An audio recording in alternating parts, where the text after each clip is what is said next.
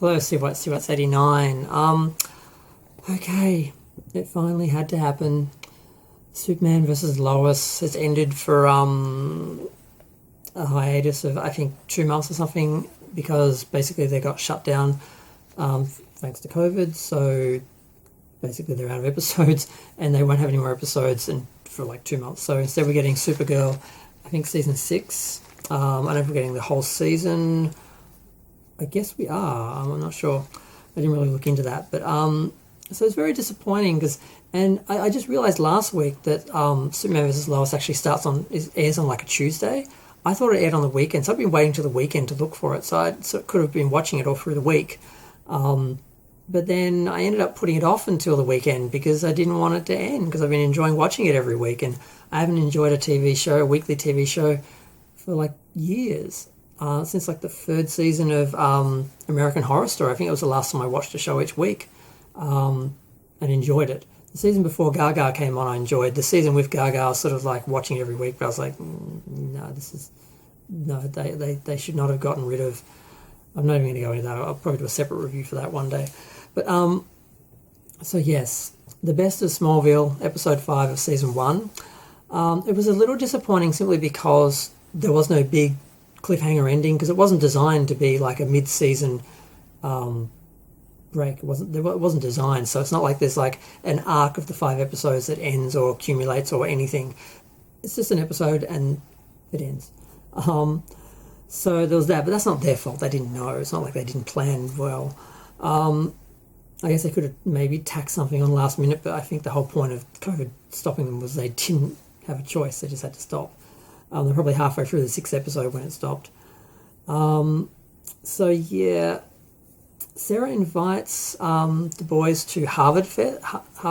Harvest Fest is this big thing that Smallville does. It's their big sort of annual thing. And right before that, the other brother, I'm forgetting which is which, Jonathan.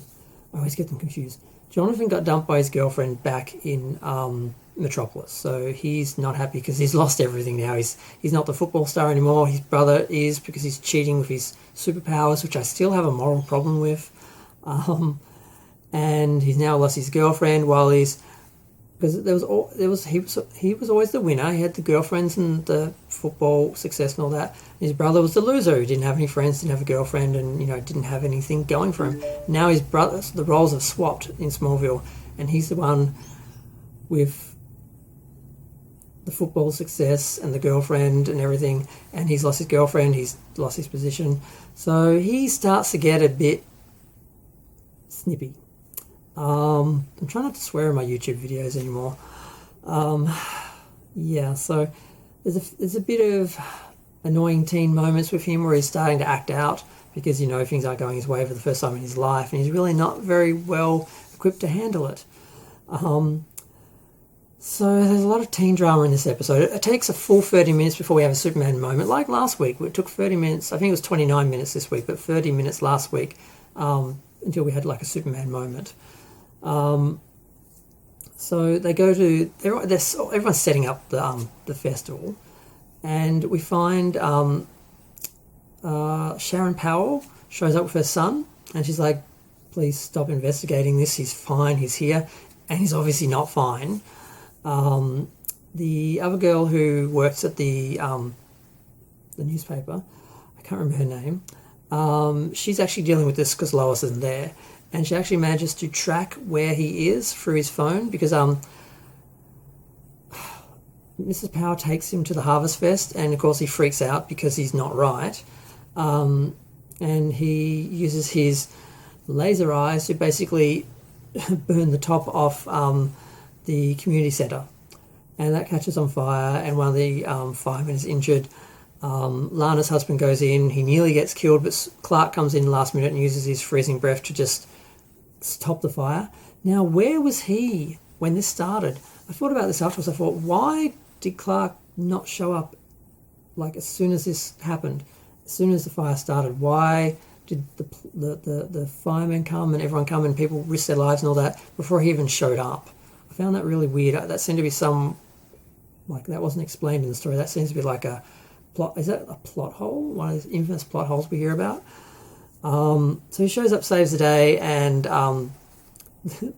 Lana's husband, I can't remember his name either, he's standing there like, what? There's like, now it's touching, there's like, now there's snow in here, what's happening?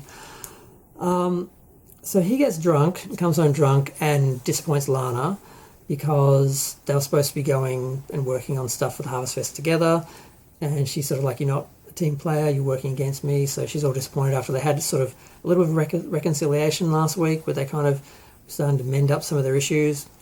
Now Lufa shows up in town because he's trying to track down Lois. He finds her. He's in like a Winnebago or something, but it's got like this super futuristic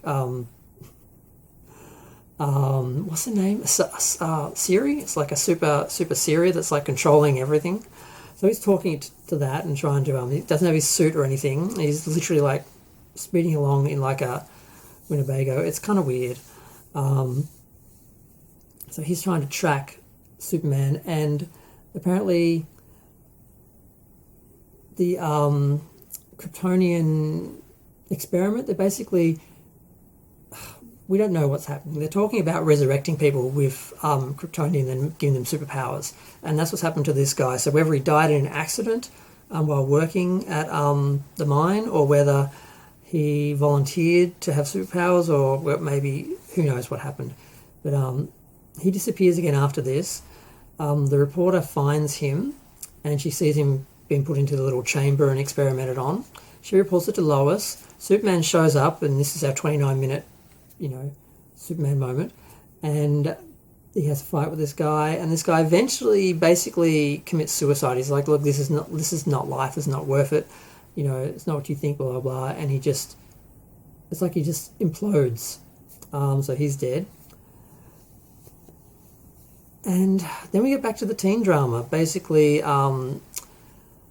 Jordan is having a date with Sarah, and of course, because Jonathan's been a jerk the whole time, he's getting drunk with his friends, because what else do you do when you're not like the centre of attention? You have to go and get drunk and get in trouble. So he comes up and he's like, oh, look, they're on their date. My brother's on his first date. And of course, she has a go at them and walks off and storms off, and it's ruined. And later in the episode, she actually says, you know what, for everything happening, I think I need a friend better. So let's just be friends. So he gets put in the friend zone because of Jonathan. So yeah, congratulations, take one for the team there. Poor thing. But yeah, he's fine with it. He's like, oh, we can still hang out. She's like, well, yeah, what are friends for? And it's like, they're laughing, happy. I'm like, yeah, in real life, he would have been like, F-U-B. And she would have been like, I don't need you, I got other friends. But yeah, so they had a happy ending somehow, just being friends. But I guess that's a nice message to say that boys and girls should be friends. But after the teenage years, that doesn't really happen because it all becomes about sex. So it's not really realistic, but it's a nice ideal. I had female friends, but I'm a gay, so it's kind of different.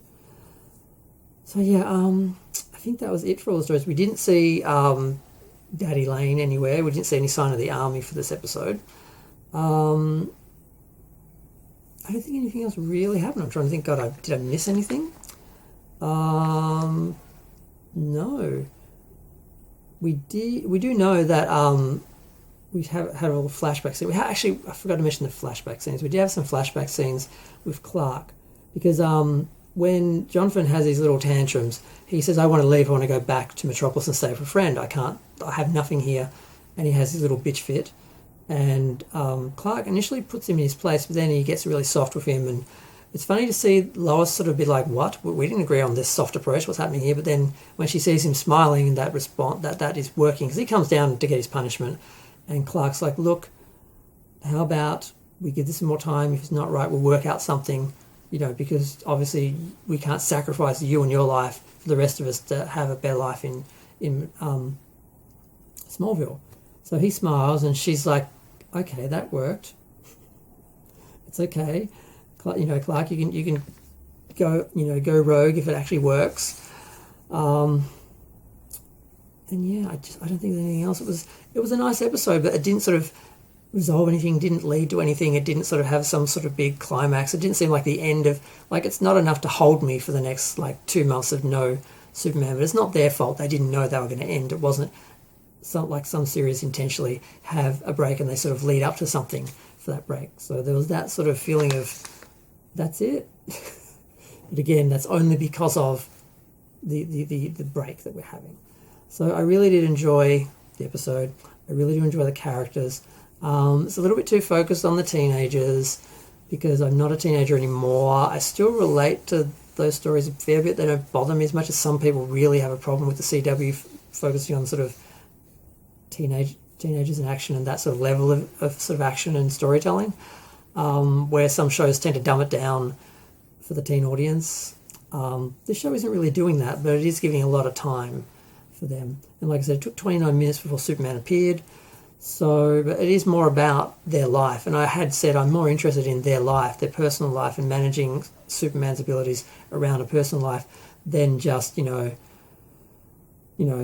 fighting and throwing each other through grain stalls and grain silos and stuff, because once you see one of those big fights, sort of, they don't do a lot for me. So I'm happy with the series. I'm happy with this episode, but I'm not happy with having to wait 2 months until we get another episode. And I can't watch Supergirl because I've only watched the first season. So unless I can catch up in the next week on season 2, 3, 4, and 5, I can't really watch season 6. So I've got no show now for 2 months. So I have no reason to live, basically. So I'm going to go back to my pointless existence with no Superman and Lois. And yeah, feel free to share, like, comment, subscribe. Let me know what you think. Also, should I keep this beard? I think I'm going to get rid of it. I've done another little video asking people that, but I don't know if anyone's going to watch that because, it's just about me. Yeah. Feel free to share, like, comment, subscribe. Let me know what you think of the episode. Maybe ding the bell. Apologise for my throat. I'm feeling a bit raspy or something. But yeah, I got to stop talking. Bye.